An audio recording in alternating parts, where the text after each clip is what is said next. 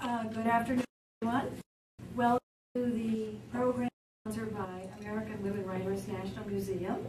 My name is Janice Law. I'm the founder of American Women Writers National Museum, which was founded about a year ago in Washington, D.C.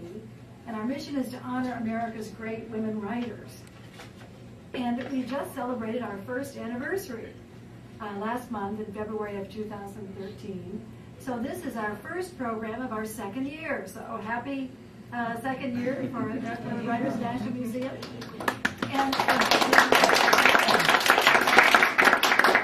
And we're honoring, which is very, very appropriate, one of America's greatest women writers in the first program of our year, and that's Willa Cather. But before I get to Willa Cather, I want to just briefly mention something about the museum.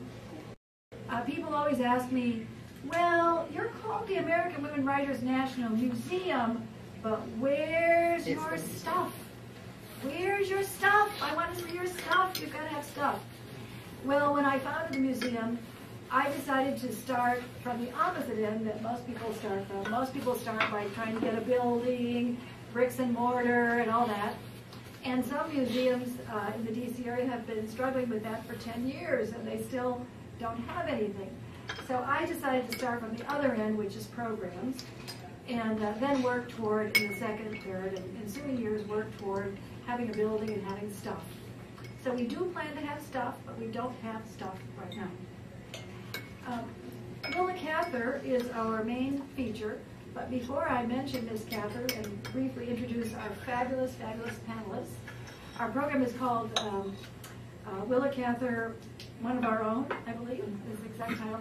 I want to introduce some equally fabulous people in the audience who have honored us today with their presence, and ask them if they'll come up and say a few words. The first distinguished guest is Rosemary Placas, and Rosemary is the American History Specialist and curator of Rare Americana at the at the Library of Congress. Right. And Rosemary has been there. She's been there for 43 years. And she denies this, but she's very famous in the area of Americana, and I've asked her to come up and say a few words about the collection, and she's graciously agreed to do so. So, Rosemary. You see, I even made it without a walking frame, but that will come to eventually sometime down the line. It's a pleasure to be here with you today. I came partly because I'm a Midwesterner at heart. I was born and raised in Kansas and got most of my degree in the Midwest, in Missouri and Wyoming. I upon in my for the Midwest and for Midwestern writers, especially for women. At the Congress Book Division, we have a strong collection of women's literary work going back to the Revolution. We have things like Phyllis Wheatley's first publication of poems, and it was published in England. The first edition was published in England. I am right now working on an annotated bibliography of the Susan B. Anthony collection, which numbers about 600 volumes. And when she was packing them up and getting ready to cart them off to Washington in 1903, which is 3 years before she died, she sat down and wrote something on the flyleaf on almost every book that talked about either the person that gave her the book or the subject of the book. And I've said, as I've shown these to people over the years, someday I'm going to do an annotated bibliography. And so that's why I'm still here at the library in my 43rd year, is that I've been working on that for a couple of years, but I get pulled off on different projects. And now I'm putting a big sign on my door that says, no, I'm not doing anything else except the bibliography, because I do think it's important to honor Anthony and her books, her collection. We have a strong collection of abolitionist women writers of the suffrage era, some wonderful scrapbooks that have been digitized that were done by some people who were related to Staunton, and who did a collection around the turn of the century that you can see online. And we have fairly good collection of Willa Cather's first editions and Harlem Renaissance writers. So there's a whole span of American literature, and also since I've been in rare books since '85, I've tried wherever possible to stress the importance of acquiring more material about women, about all, actually all minorities, women, African Americans, and Native Americans. So that and we also have the poet laureate at the library, several of which have been women. The current one is a woman. And through that, they have a portrait in which we're celebrating different writers' days. And actually today, your speaker for tomorrow is speaking at the library about Robert Frost. And later on, we're going to have a program on Whitman. Turns out most of them right now are men, although we have done Louisa May Alcott and others. So there's a lot of material online that you can look at that is primary material that would give you an idea of what our strengths are in women's literature. Thank you.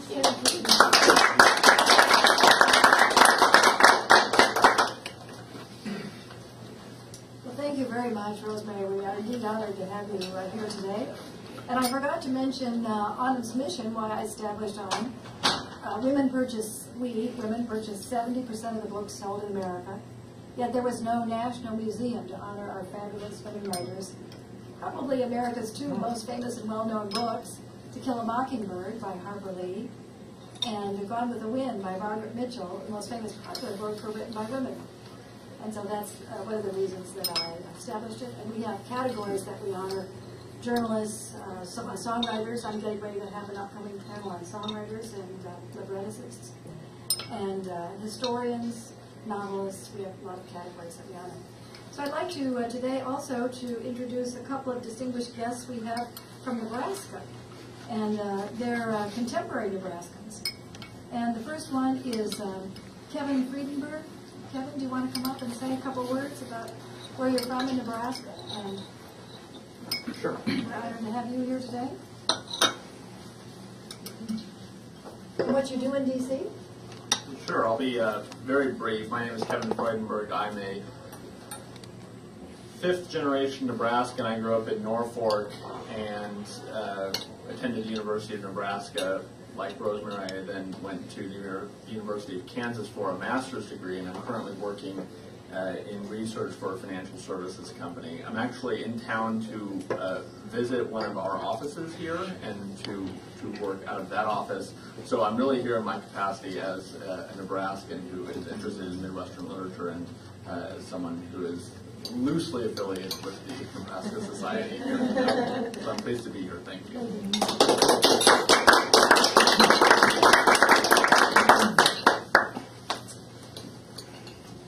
And our next distinguished guest is John Zimmer.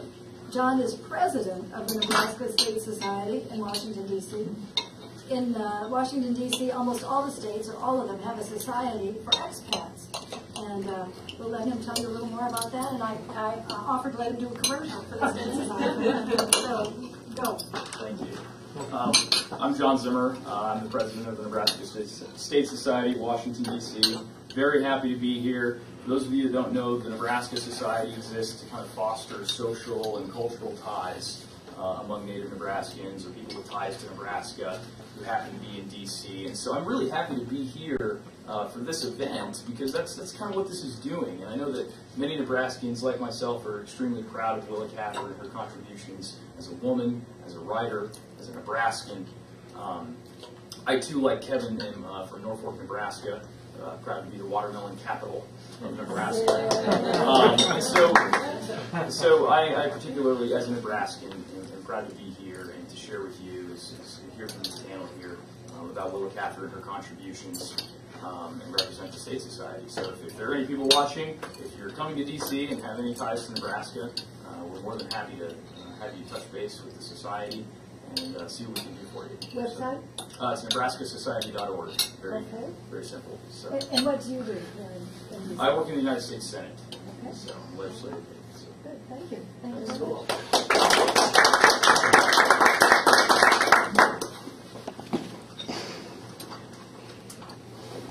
In putting together together this program, of course, we try and do publicity. And we probably had what is the greatest publicist's dream that any publicist could have. On Thursday, I think it was Friday, March 22nd, the New York Times, no less than the New York Times, had a story about Willa Cather on page 1. Oh, wow. How lucky can you get? It was a complete coincidence that we were having this program. So Willa Cather, the subject of our program, made page 1 of the New York Times, and we were very excited about that. But I'd like just briefly to mention our great panelists that we have here today, and we're going to have a longer introduction later. But our first panelist is Laura Black. Laura, do you want to just stand up a little bit? And Laura has a radio show in Nebraska, and we'll hear more about that in just a minute. And then we also have Martha Despain. And this beautiful lady is a lieutenant colonel in the Air Force. And she's particularly graced us with her presence because she's being shipped out to Kyrgyzstan fairly soon, and so we're very honored and we appreciate your service. And then also we have Dr. Joseph Urgo, who is Mary University and a renowned scholar. We'll hear more about a longer introduction. And then we have Anne, and I never can get Anne's Romanese. Mine. And Anne is at George Washington University, and I believe she teaches there. Is that correct? I teach you. All right, and we'll have a longer introduction. Yes.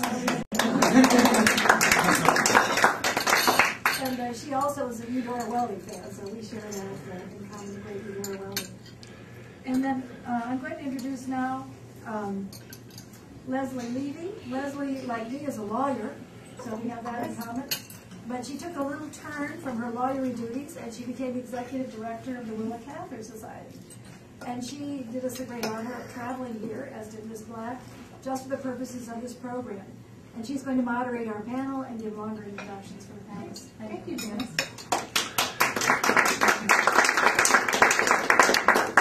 Thank you very much for having us today. It is really, truly an honor, and I speak on behalf of the Willa Cather Foundation and for our Cather Scholars and for Laura to be here in Washington, D.C. to talk a little bit about Willa Cather, to have this discussion, and just really to participate in one of Nebraska's greatest gifts to the literary world, both here and abroad. So many of you have heard about the Cather Foundation. We were founded in 1955 by a woman named Mildred Bennett.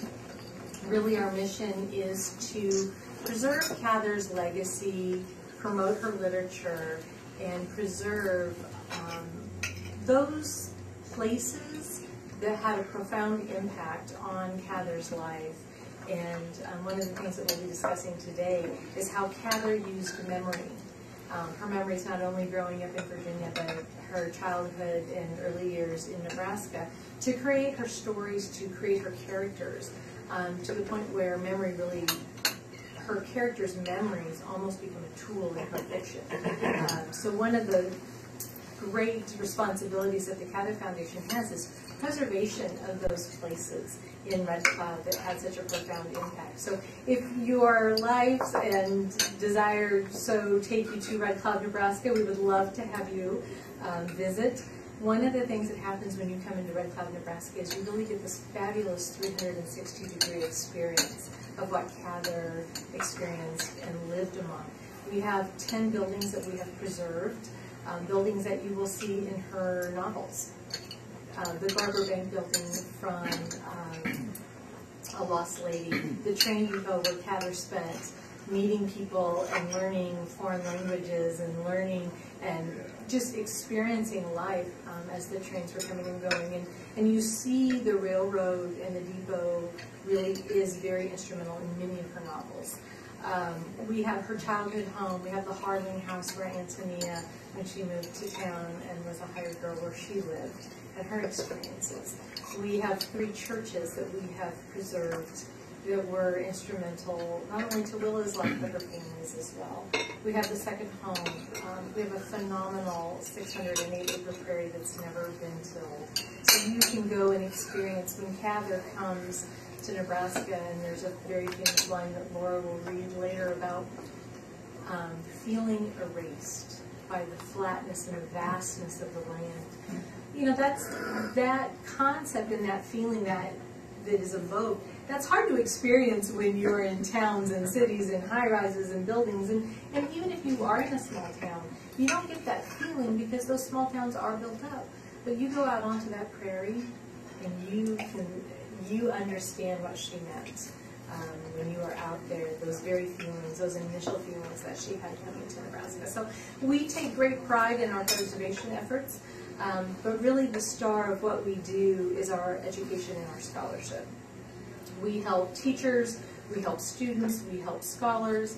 We have an amazing archive that we're getting ready to build, a state-of-the-art archive for our materials. We put on various conferences and panels throughout the year, so really we very much, the heart of what we do is to provide Cather scholarship to those who are interested. So enough about that. One of the things that, you know, we want to have plenty of time to visit, so I kind of want to get the panel started a little bit. Let's kind of go. And then at the end, if we have time, we'll talk a little bit about the wonderful accomplishments of the people that are visiting with you today. They really, truly are amazing. And I feel very fortunate to have to be distinguished into the honor of working with these wonderful, wonderful scholars every day. So we'll talk a little bit more about their accomplishments later when they tell you a little bit about how Cather came into their lives and why. Willa Cather, for those of you who know her, she achieved many, many honors throughout her life. She really was a trailblazer. And just some of the little accomplishments, they're not little, I don't mean to say. She won a gold medal from the National Institute of Arts and Letters. She won the Mark Twain Award. She was elected to the American Academy of Arts and Letters. Her novels grace lists of the 100 greatest novels, whether it's Times or Publishers Weekly or the New York Times, Library of Congress, I believe. My Antonia is on the list of books that shaped American culture. I mean, that's some pretty heavy stuff. The U.S. Postal Service has a stamp with Cather's image. I think it was created in the early 70s. And in the early 80s, the U.S. Mint created a half-ounce gold medallion with Cather's image. So her impact is really... What about the Pulitzer? Well, I'm getting to that. Okay. Thank you. You know, one of the things that you cannot deny is her impact on American literature and American culture. And as Janice alluded to, in 1922, she won the Pulitzer Prize for One of Ours, which was a story inspired by a cousin. And so I'm going to let Joe Ergo discuss a little bit about what the story of One of Ours to give you a framework about a couple of the questions that we're going to discuss today. So, Joe? Thank you, Leslie. That's actually a hard question because I could give you a short answer and say the novel is Cather's novel about World War I. But if you pick it up thinking that, you get about 200 or 300 pages into it before you knew there was a war. So that's not quite a good enough answer. She wrote this novel between 1918 and 1922, so in the period where the United States had came out of the war and entered into sort of post-war disillusion. She was writing over the span of that time, and the book really captures those conflicting emotions, national emotions as well as personal emotions that the nation was feeling.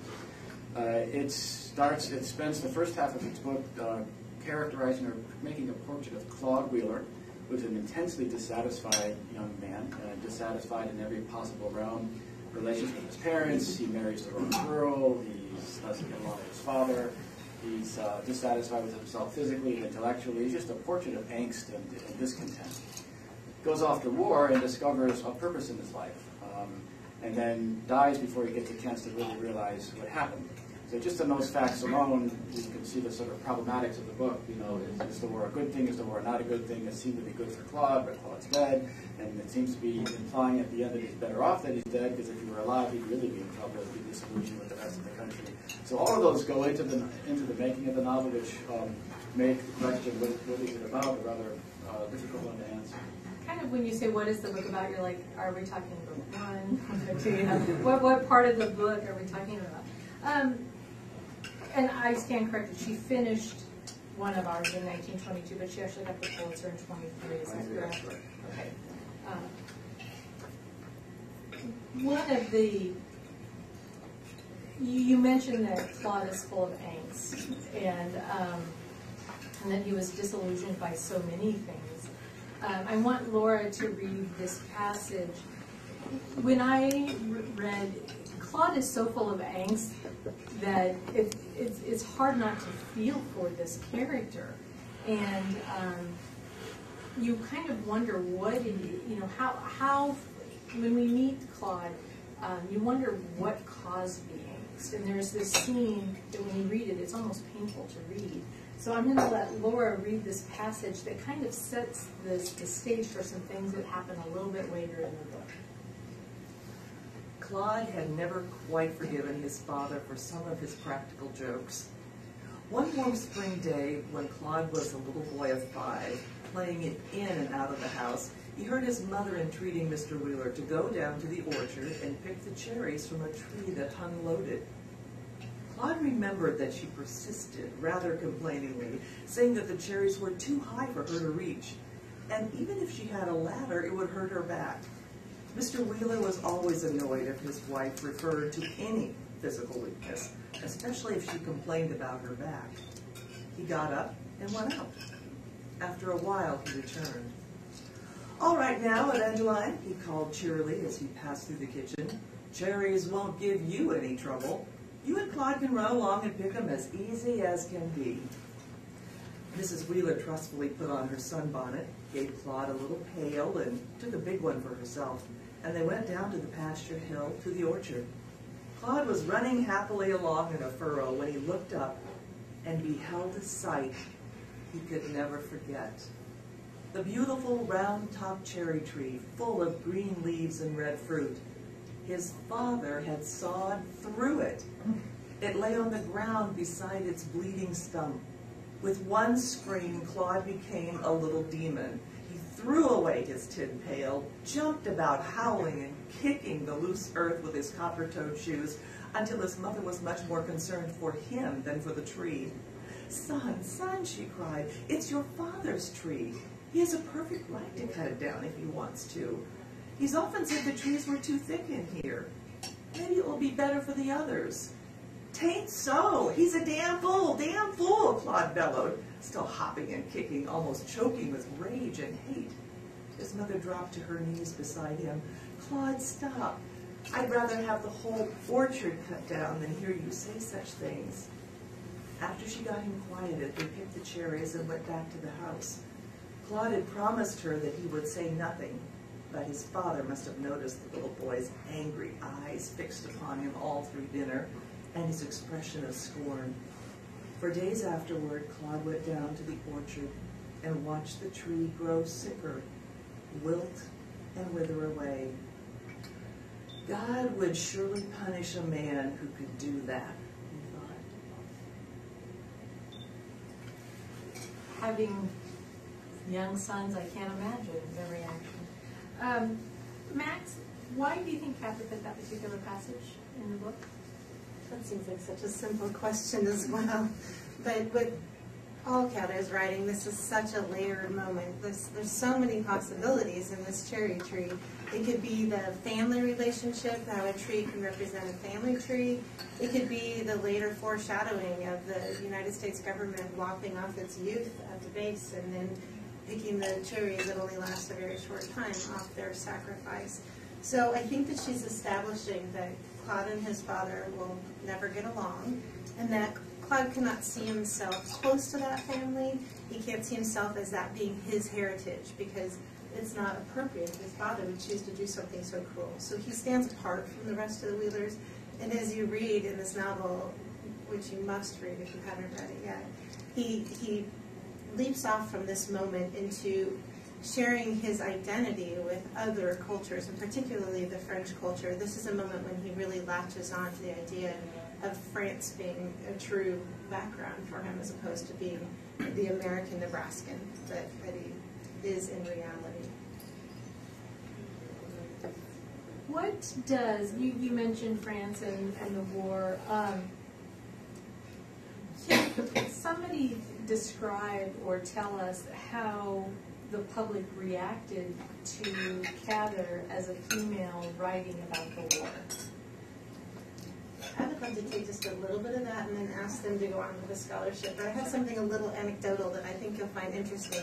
I've been teaching at the U.S. Air Force Academy, and we have our own journal out of there called War, Literature, and the Arts. And I know Janice Stout mentions how Mencken and Wilson and Lewis, and especially Hemingway, said she had no business writing about war as a woman. And anecdotally, I'd just like to add that attitude resonates today when I tried to suggest to the editor of our journal that we should include an essay about one of ours and talk about how his Pulitzer Prize winning, how important of a book it is. He said, well, she had no business writing about the war. What could she know about war? And I think that that's as a woman who is in the military, it's a really frustrating stance, because there are many men who write about war who have no more experience of it than Willa Cather did, except for that she was able to get a lot of first-hand stories, and according to many of the letters she received that I'm sure Anne will go into, those veterans who wrote her said she got it right. So she still faces that persecution today. But please. Sure, Anne? Yeah. Well, actually, the letter I have really isn't one of the veteran letters.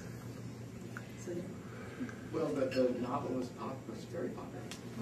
It established Cather's financial independence, so that she no longer had to, find alternative income. And she began to live on her royalties from that point forward.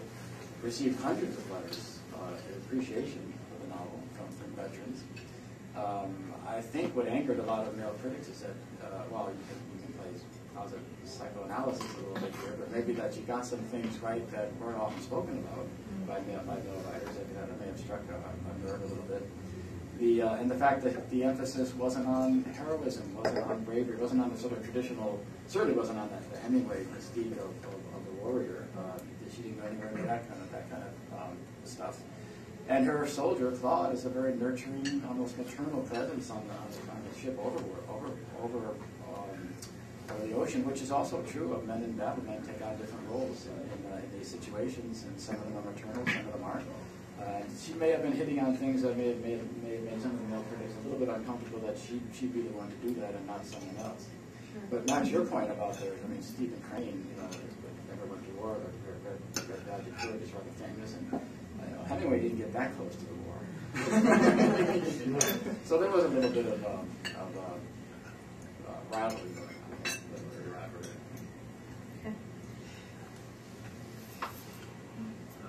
And please add to this. Cather wrote one of ours after reading letters, correct, that her cousin had sent home to her Aunt Frank of his experiences in the war, and that's what she used as her basis, correct? What does the phrase "one of ours" mean?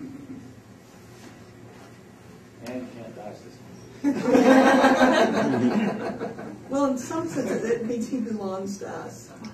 He's one of our boys in some ways. But in another sense, of course, for Cather, he was one of our family. He was, and the letter that involved in it, because the book that that Janice told us was being celebrated in the New York Times, it is a collection of Cather's letters, which have never been published before because of legal restrictions. And now we're able to publish those letters. This is a very exciting event for us as Cather scholars. And one of those letters, several of them in fact, are about one of ours, but I picked out a quote from one. She wrote this to H.L. Mencken. Mencken had loved her previous book, which was My Antonia, and she was sending him an advance copy of it.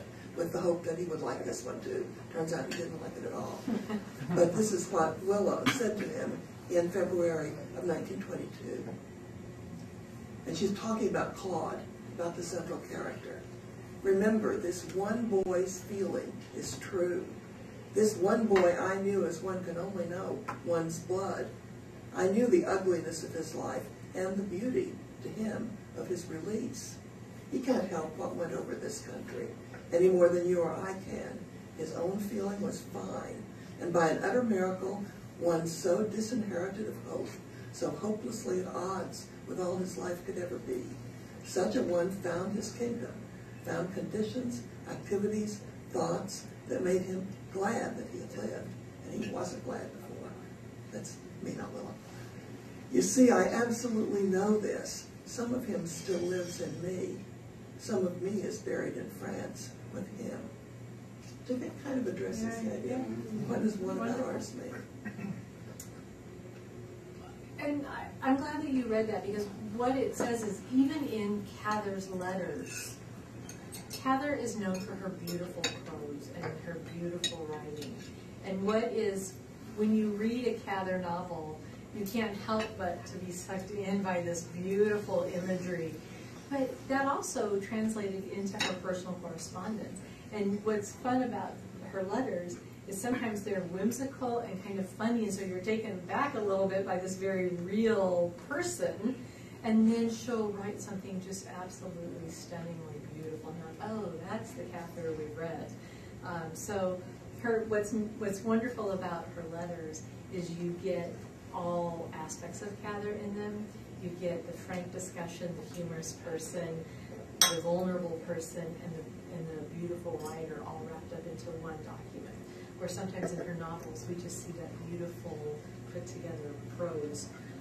So thank you for sharing that. I want to be conscious of time, so I want to move on to another novel. We wanted to also kind of talk about My Antonia. And like one of ours won the Pulitzer, but My Antonia was nominated for the Pulitzer. And what is, there's no denying that here is one version of My Antonia. What is really wonderful about Cather was part of her genius was being able to create a sense of place. And I don't know if you guys would agree with this comment or not. I've heard it said that, O Pioneers was her breakout novel, where she was writing about the plains and the prairie for the first time, but that she got it right in My Antonia. That there's some, and this is a point to be discussed among scholars, there are some on our board even who would say that, O Pioneers was maybe a little clunky, but My Antonia is just beautiful, that she got it right. So that is probably a discussion for another panel. But, she was born in Virginia, moved when she was about 9 to Nebraska. So a lot of her plains novels, her Prairie Trilogy, Song of the Lark, My Antonia, and O Pioneers, really talks about her time in Red Cloud growing up. Anne, do you want to give us, and I was told that this was an unfair question.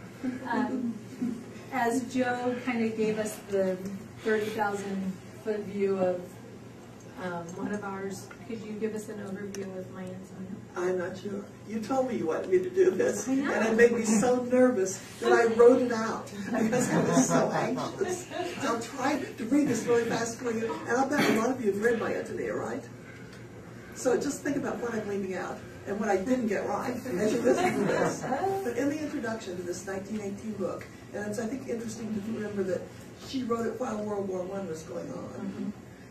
In the introduction, 2 middle-aged New Yorkers meet on a cross-country train in Iowa. Jim Burden is a successful lawyer. His companion is a woman writer. They talk about the small town in Nebraska where they grew up and focus on a bohemian immigrant girl, Antonia, who epitomizes everything they remember and love about that country. And they make a pact that each of them will write the memories of Antonia.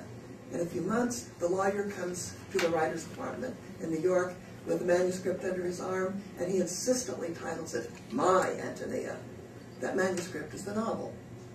And it begins with his arrival in Nebraska, Jim Burton's arrival. He's 10 years old. He's newly orphaned and has come from Virginia, as Willa did, to live with his grandparents on their farm. Antonia, age 14, arrives with her family from Bohemia on the same train. The Shimerdas, her family, have bought a farm, but they don't know how to farm. Her father was a musician and a weaver in Bohemia. Things get worse and worse for them. And Mr. Shimerda says to Jim, pleadingly, teach my Antonia. And he means teach her English so that she can survive here. As the winter approaches, the Shimerdas come close to starving in their dugout, and Jim's grandparents help them. At Christmas, the Burtons decorate this little Christmas tree with cookies and candy and candles that they've made, traditions from their Virginia past, and their hired man adds lace-trimmed figures of the Nativity from his mother in Austria. And the tree becomes one of the central symbols of the book, a symbol of the amalgamation of cultures and how they all come together on the prairie. When Mr. Shimerda comes and sees it, he kneels and worships that shining tree and everything that it means. But Mr. Shimerda commits suicide in just a few weeks after that, and young Jim thinks he died of homesickness. Antonia and her brother try to cultivate the farm, and Antonia rejoices in how muscular she's getting. She says, I'd love to be like a man. Then a few years later, the Burtons moved to town, and the town is like Red Cloud, the town where Leslie's based now. And in that little town, Jim goes to school, and Antonia she becomes a hired girl and works for the neighbors next door. She loves these years, learning nice ways from her employer, and going to the dances and beginning to discover her sexuality with some of the men in the town boys, they're called. But Jim gets more and more impatient with living in this the confining little prairie town. He longs to get away to the university. And when he does go to the university, he has an affair with one of the hired girls, who has also moved there and has started a business as a successful seamstress. He really has two affairs there. One of them is with her. It's both romantic and erotic. And the other one is with scholarship. He's introduced to the study of classics by his classics professor there. And when the professor moves on to Harvard, Jim decides to go with him. So he leaves the Lena Lingard, the woman, the seamstress, in Lincoln, and she says, I don't want to marry. Marriage is being under somebody's thumb. One of the really interesting things about the book is the different kinds of stories the hired girls have. Give you some idea that there are different stories for women on the prairie. But Antonia falls in love with the railroad man. She follows him to the city. He breaks his promise to marry her. She comes home alone and pregnant. When Jim comes back for a brief visit, he's infuriated to discover a large picture of her baby in the photographer's office. Jim is always thinking that Antonia isn't quite nice enough for him. She isn't proper enough. And that photograph, that public photograph, really puts him off. He won't even see Antonia for a while. And finally, when he hears the story of her pregnancy, he goes to see her, and she tells him about how much her memories of their time together mean to her. And we're going to talk about memories, so that's why I wanted to emphasize this. And he tells her that the idea of her has become a part of his mind. Her face is at the very bottom of his memory. But he doesn't see her again for almost 20 years. There are huge gaps in this narrative. And finally, he cautiously, but at Lena's urging, pays her a visit. She's married a Bohemian farmer, has a large family of children, her youthful beauty is gone, and she is battered by time. But she is obviously happy and fulfilled at the center of her large family. With them, she's shared her own memories and culture. Her children are bilingual, and they're proud of the Bohemian specialties, such as kolache, which I bet you guys fondly remember. Kolache and roast goose as well, that Antonia cooks for them. Although the countryside has changed during Jim's long absence, Antonia still has her same vitality. She is a rich mine of life, as deeply rooted as the trees in her orchard. And Jim has finally come to terms with her strength and her sexuality. And he says, all the strong things of her heart came out in her body. Jim's memory is filled with pictures of Antonia spanning the years, and those pictures become the book, My Antonia. Sorry it took so long for that. No, that's beautiful. You know, one of the things about My Antonia is it is a recollection. It is a book of memories, and they're so poignant. And I always love how some of the same, you know, each person's always going to remember something differently, and you know, those different memories are really captured in this particular book. Laura, will you read us the beautiful passage of Jim? There's one where Jim is coming, you know, it's his first glimpse of Nebraska. And then there's also a passage where Antonia is remembering her Bohemian roots. So would you take us there? There seemed to be nothing to see. No fences, no creeks or trees, no hills or fields. If there was a road, I could not make it out in the faint starlight. There was nothing but land. I had the feeling that the world was left behind, that we had got over the edge of it, and we were outside of man's jurisdiction. I had never before looked up at the sky where there was not a familiar mountain ridge against it. But this was the complete dome of heaven, all there was of it. I did not believe that my dead father and mother were watching me from up there.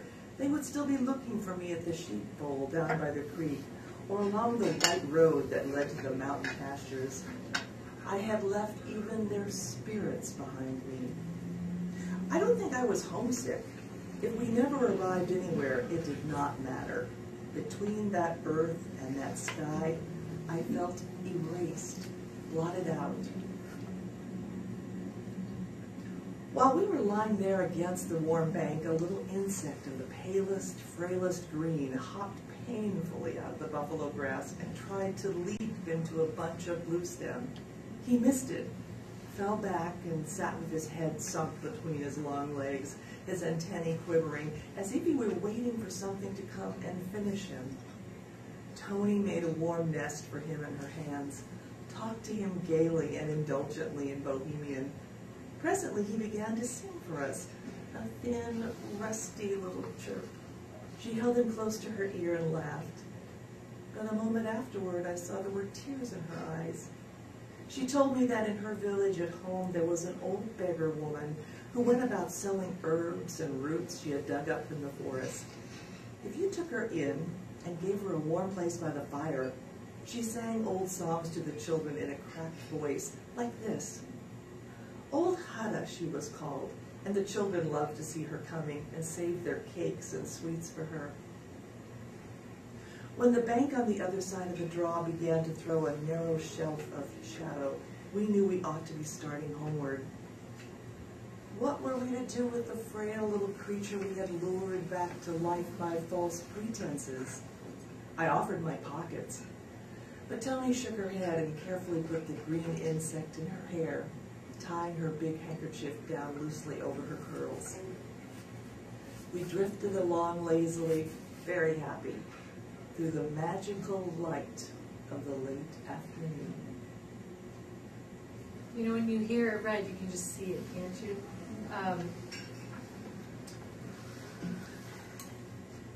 One of the questions that I want to ask, so My Antonia is all about memories and Willa's memories that she took with her from Virginia and those from Nebraska.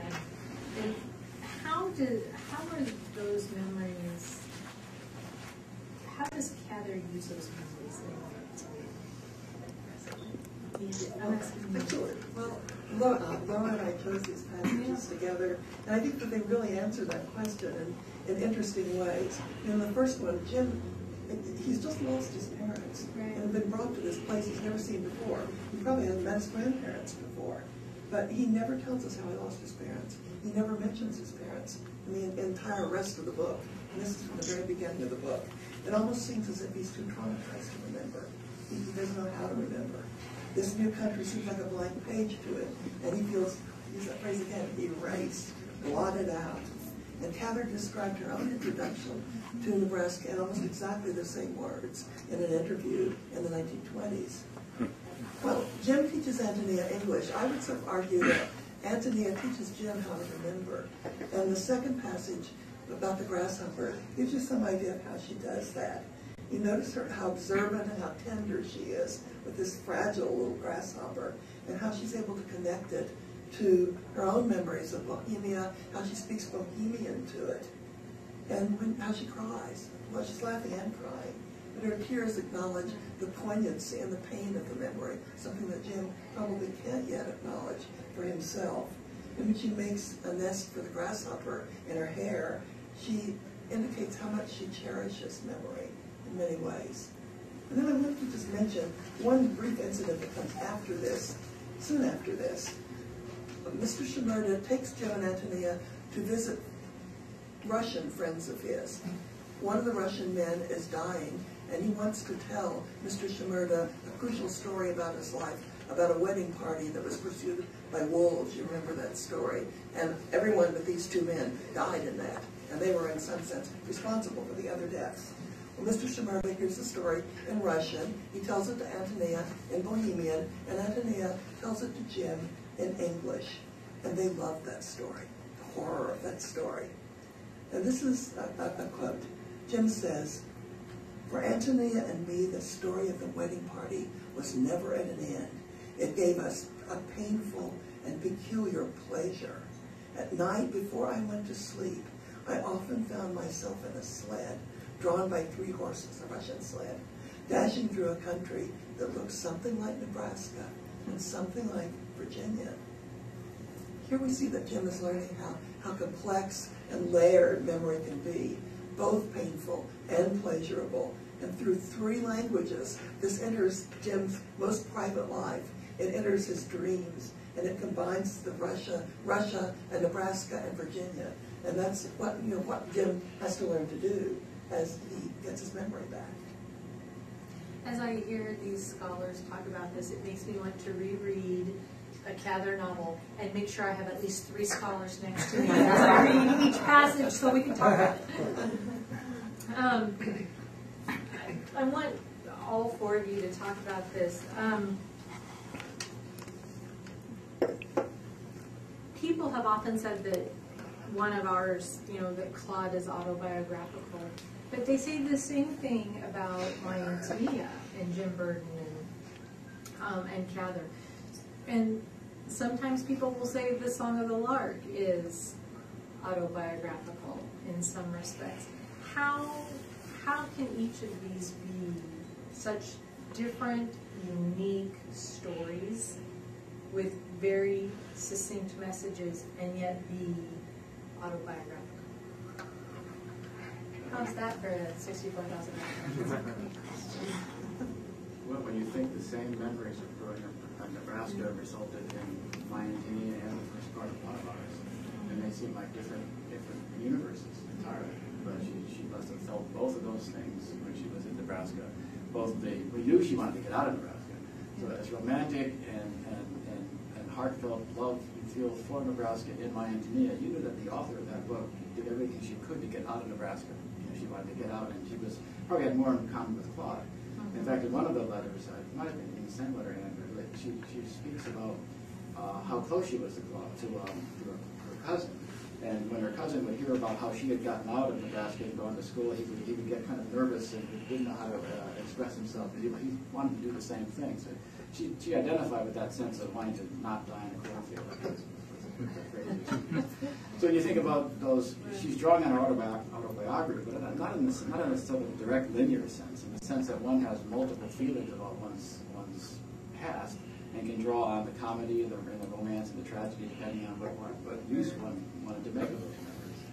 I don't think she was so much as you could say she was an autobiographical writer, but to me she's more one who could continually mine her memories. There was always more memory, more layers of memory that she could draw on. There wasn't a one-to-one correspondence, in other words, that she simply wrote about things that she remembered.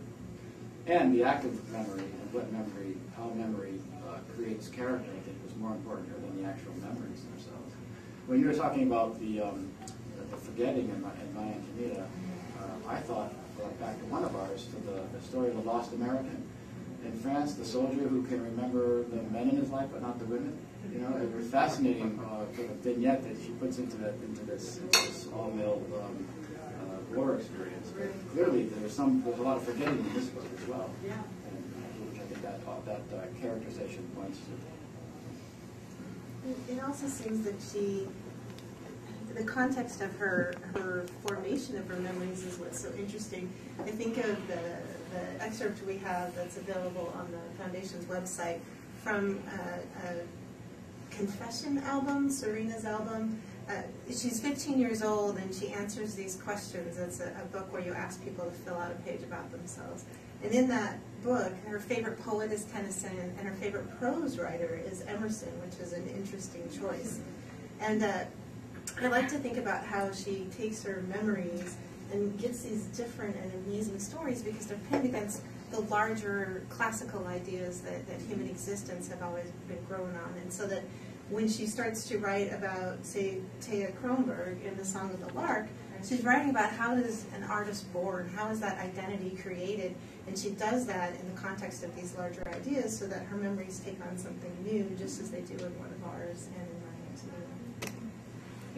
Well, I have one other letter that I think maybe speaks to this, and it's a letter about my Antonia. Willa Cather wrote it in 1934, and she wrote it to one of her old friends, her best friend really, in Red Cloud, Carrie Miner Sherwood. And at the Cather Foundation, we have all of these letters that Carrie Miner Sherwood received from Willa Cather, mostly from New York. And this one's from New York. So my Antonia was published in 1918, and this letter was written in 34. So there you can see the time.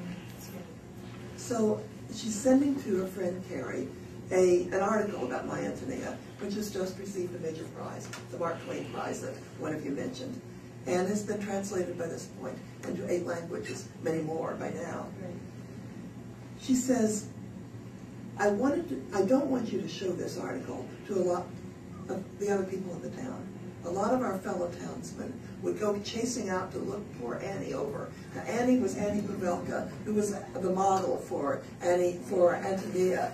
And she's afraid that they'll go out and see Annie and say, it doesn't like that. Annie doesn't look like the woman in the book.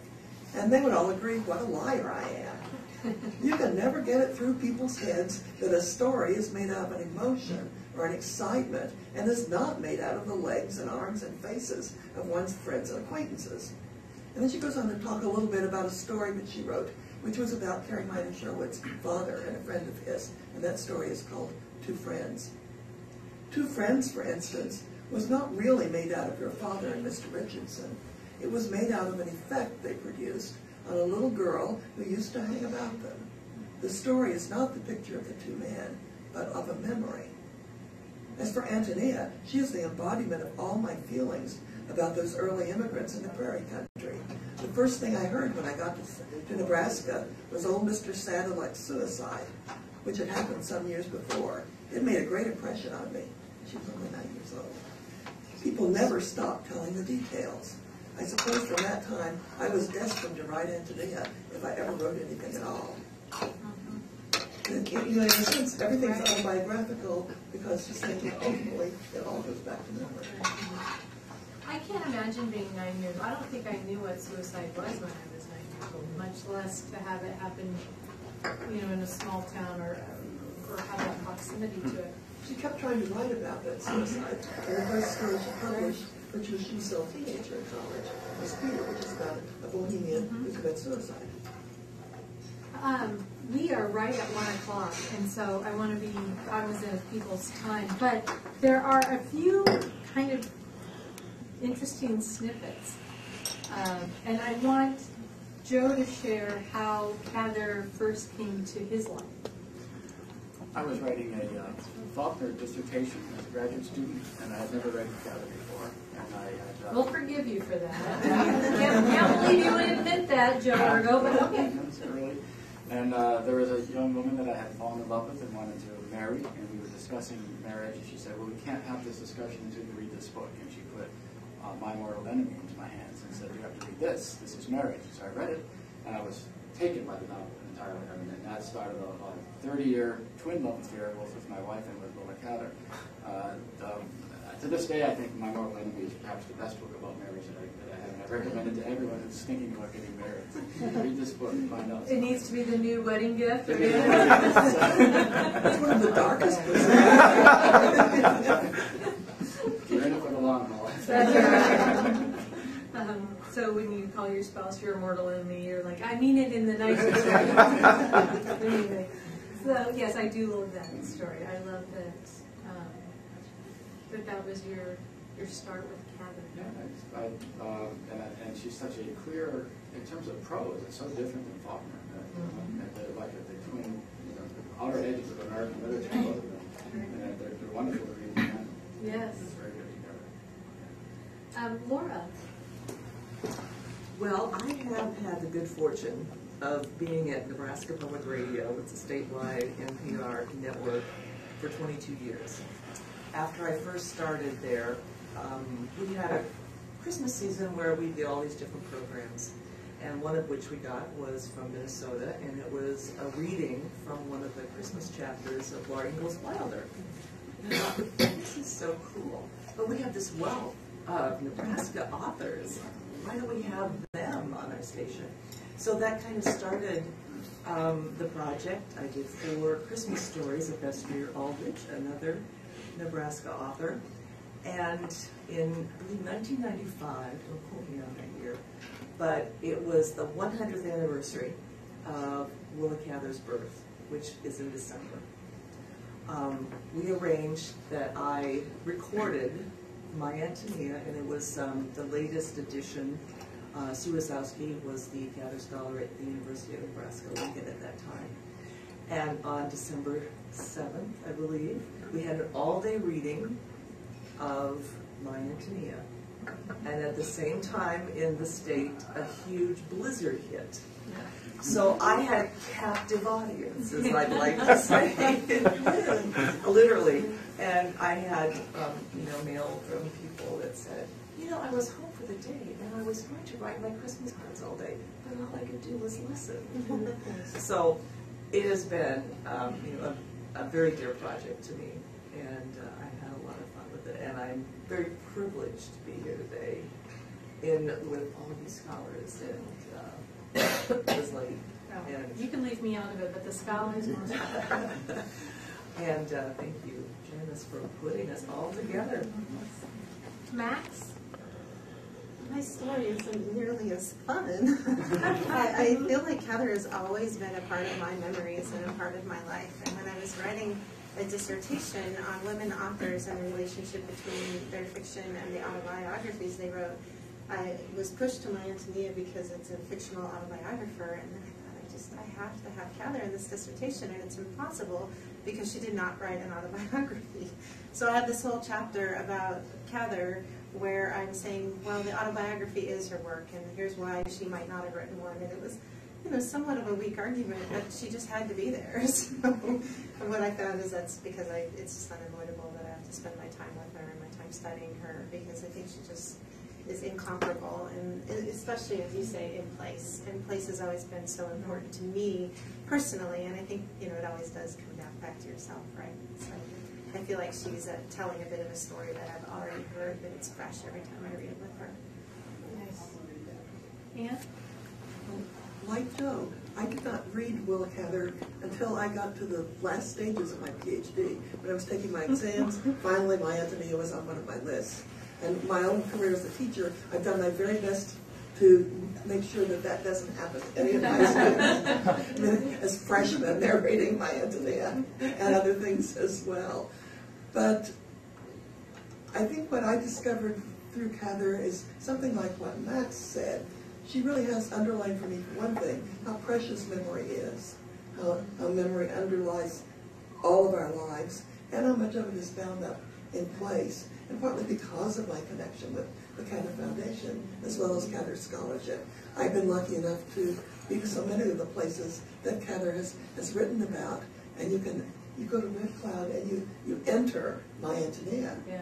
And you go to outside Winchester, Virginia, just 75 miles from here. And Cather's last novel, Sophia and the Slave Girl, you can go from place to place to place there. You can see place emerging on the page. And the medium for that, of course, is memory. Wonderful.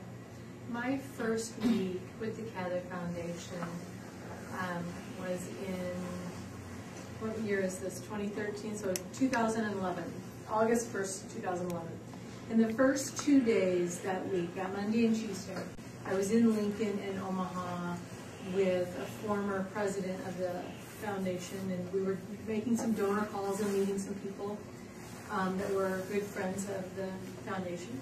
So that Wednesday morning, I drove to Red Cloud, which is 2.5 hours from Lincoln, and the drive is amazing, absolutely amazing. And you know, it's the drive truly is transformative when you get out off of I-80 and you get off the interstate and you head south and you begin to see the farmland, and pretty soon you start to see the divide that Cather writes about, and you begin to see the images, and they're kind of swirling all around you. And so you drive into Red Cloud. It's like driving into a Cather novel. Well, I go to my office, which is in the restored Opera House, 1885 Opera House. And the Opera House was Cather's window to the greater world of art and music and literature. And I'm sitting at my desk, and I realize, as I'm reading some background information on Cather, I'm sitting there in Red Cloud on August 3rd, 80 years to the day she was on the cover of Time magazine. She was on the cover August 3rd, 1931. And to see that image and see that date was fabulous. I felt at home.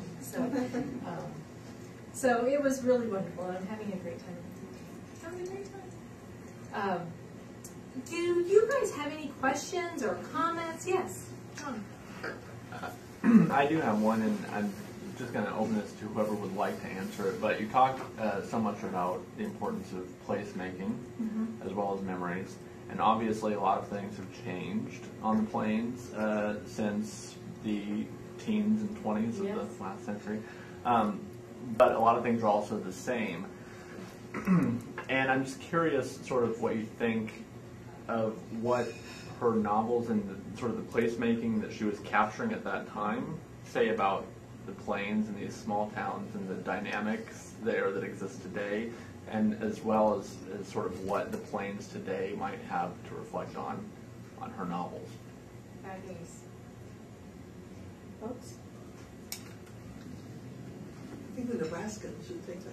All right, Laurel, I'll let you start. Well, the only comment I have to say is that I grew up on a farm in southeast Nebraska. And if you get on 136 right a mile south of my farm and just go straight west, you're in Red Cloud. And I love reading Cather's works, and I think it's mainly for the land and that sense of place. You know, it takes me home again. When I just finished reading one of ours, and always it seems like when I get the place, I'm on my grandparents' farm, you know, and it's just great. It's like coming home. One of the things that, as an aside, we still farm. The Cather Foundation has the Cather Farmstead, and we rent it out, and it is still farmed. Which, when you think about the amount of time that's passed, that's pretty amazing. Unfortunately, due to the weather, we were dealing with crop insurance and what the price was for crop insurance last week. So,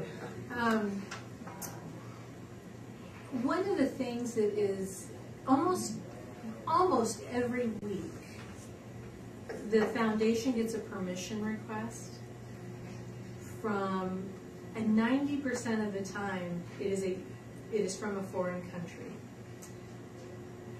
A publisher, somebody that is wanting to take and wants the right or the permission to reproduce Cather in their language, to be used as a teaching tool. in their countries and in their languages for their students. And it really is very profound when you stop to think that one of the things that Cather does so beautifully is she teaches other cultures and other countries about America and what America was happening at that time. And there are many similarities, because when you drive through the Midwest and you still see the fields and you still see the harvest and the cultivation, some of the methods have changed, but the actions have not. We're still doing, we're still farming, we're still planting, we're still harvesting. Families, they're family-owned farms. There's generations that are still in the same business that their grandparents and great-grandparents were. So I think it really is still just such a beautiful snapshot of American culture and American history. And there aren't other countries in the world that have that same essence that America does, or when other countries think of America, that's what they think of. And I think that Cather really still today is being taught as what is America. Mm-hmm. So it is always fun to know who's writing about Cather, who wants to translate her. I mean, it's always fun to get a permission from, a student working on their dissertation or something, but it is always kind of, there's that little bit of rush when you get a foreign one to find out where she's going to be next. So, any other comments or questions? I have a question. Yes. Well, interestingly enough, on my father's side, my family emigrated in 1900 from Bohemia to Plattsburgh, right, Nebraska, and it was a job with the railroad as an engineer that took my great-grandpa Joe to Seattle, Washington, ultimately through Chicago, where I was born and raised. It's a little Americana story for you. So and I thought that was an interesting aside, but I wanted to ask Max just sort of generally, how women approached their writing to warfare, how that might differ than men, above and beyond the ways that might be predictable, more sensitive, et cetera. What do you think?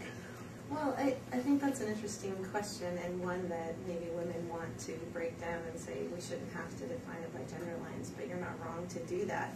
So I think that I'm thinking across time. Cather went about it the same way other people who weren't experienced in warfare did, by reading her cousin's letters, by asking people about their experiences. And, as an ambulance driver, Hemingway saw the results of war, but he wasn't as close to it as many men are, and yet he has been, celebrated in the way that he writes war. And so when you find a woman's perspective of it, it kind of depends on the woman, right? Most of us would claim that Cather wasn't probably the most nurturing, motherly figure of a woman that you would ever picture, that she was pretty aggressive. People said that she had desires that used to belong to men. So when she was young, she followed the doctor around town and wanted to be a doctor, knowing full well that at her time she couldn't be a doctor, but she wanted that. And so she had this kind of attitude that we wouldn't call traditionally a woman's attitude. But I'm thinking in terms of the writing that's happening for war literature and the arts now, that journal that comes from the Air Force Academy, and you do find a difference in women that are coming back from combat and writing about their experiences. They're often writing about things that are less related to this idea of heroism and how did we save the day, and more related to the relationships that they build when they go places. So, I think that you might find something along those lines in women's writing versus men's writing, but I don't ever think that you can just say, oh, she's a woman, she must write like this. Right, which is good. Yeah. Thank you. Any other comments? I just wondered if each one of you wanted to say one or two brief sentences about what effect the new book, which was in the New York Times, will have on Cather's scholarship. We'll start with Joseph Urkel. Wow, it'll have a tremendous effect. The most fascinating thing about it, upon you read these letters, he talked about how carefully Cather crafts her novels. Yes. We know that every single word, even the appearance on the page, that was highly controlled by her. In fact, what happened between one of our clients and me and one of ours is that she moved publishers because she got dissatisfied with the treatment she was getting from one of her publishers and one of her not. Now we're finally going to read Cather without all that editing. Just what did she say when she just had 10 minutes or an hour to write a letter and then send it off? What came first to mind? What kind of associations? All this has been, we've had to rely on people who've read them and paraphrase, and it's never been open for kind of open debate among scholars and examination. So it's really exciting. It's better than finding a new novel.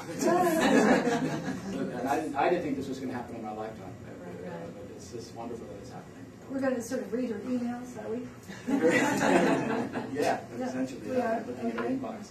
How about Max? What do you think the effect of the new book that just came out? It was in the New York Times. I agree with Joseph. It's so exciting because most of us haven't had the opportunity to do much traveling to her letters, which was the only access we had to the physical letters and the actual words. So we're reading about paraphrase in the scholarship, but we're not reading literally what she said. And as a fortunate person who has read her letters, boy, is it nice to take it out of her handwriting and put it into print that we can read, because she had a tough handwriting to read. It was really difficult. So this is a great opportunity for people to really delve into Cather's candid words and not have to travel somewhere. Laura? Well, I kind of come from the aspect of history. I mean, I consider myself a historian, and just to know that those are out there, that the time frame has finally allowed those to be given to the world, I think is just huge. And it's just so great. Anne? Well, it's going to transform Cather's scholarship in really exciting ways. And those of us who've been doing Cather's scholarship are going to want to go back and rewrite everything and put in those quotations from the letters that we weren't allowed to use before. It's a great moment. Just briefly, one of the things that I love so much is Joe's correct. I mean, Cather controlled every and her novels weren't complete until all the extra words were taken out. They're very concise. And Max is right when she said, Cather had this particular persona and sometimes was very known for her acidic comments. There is a letter, I think, to her mother where Cather's fame has just kind of launched, and she's cleaning, and she admits to her mother that a reporter has come to the kitchen door, and she's literally wearing an old ragged apron around her neck, and she answers the door, and the reporter's, is Ms. Willa Cather there? I'm a reporter from so-and-so, I want to talk to her, and she's like, no, she's not. She has gone to Atlantic City. You'll have to come back later, and closes the door and is telling her mother relating this whole incident. And at the very bottom of her letter, she says, "Mom, could you send a clean white apron so I have something decent to greet reporters with at the kitchen door." So you see this beautiful, funny sense of humor, and she's making fun of herself that has been missing for decades. So it's going to be wonderful. Anyone else? Thank you very much for your time and your questions and for hosting us. Thank you, Janice.